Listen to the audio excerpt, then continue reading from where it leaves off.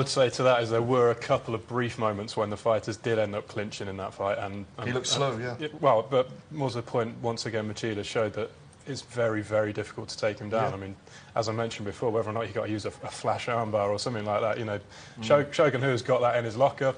He's got more variety than the likes of Rashad and Rampage, so I would say he's got more chance, but he won't beat Machida.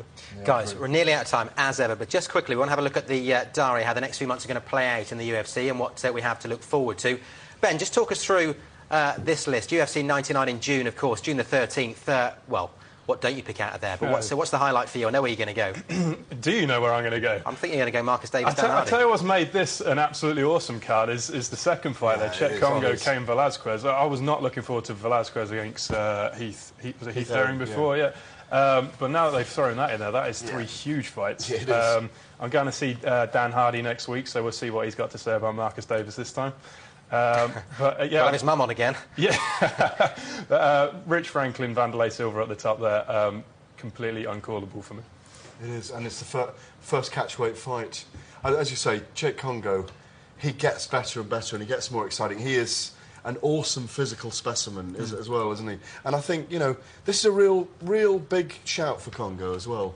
He really will move up if he can put Cain Velasquez away. I don't know if he can, but it's a great fight. Velasquez, one of the most underrated heavyweights around. Oh, here we go. It's the beginning of our 2-week holiday in Vegas, Ben. Here we go.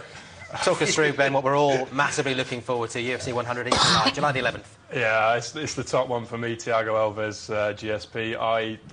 Thiago Alves, I've said enough times, is just an absolute talent. Whether or not GSP can deal with his Muay Thai game, GSP's got everything in his locker. It's just a phenomenal fight, that top one there.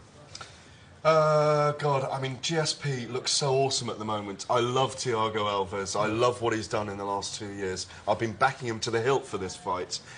But at the moment, I think it's GSP's fight. At the moment. I think we're going to start arguing about that. Yeah, we will.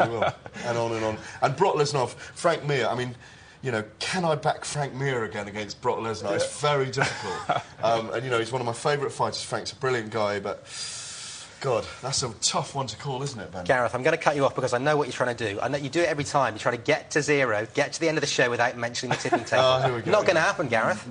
You're at the top, Ben. What's the view like from up there? Don't surprise me. It's a bit like Machida, really. We'll probably be there in 2011, I would have thought. Ben is way out in... Well, he's not way out in front. He's 1 out in front. Yeah, we're just behind him. Yeah, Mark coming up. Thanks, guys, as ever, for coming in and talking us through all the events this week in UFC. That's all about all that we've got time for from Ultimate Talk for the moment, though. Join us next time. Goodbye.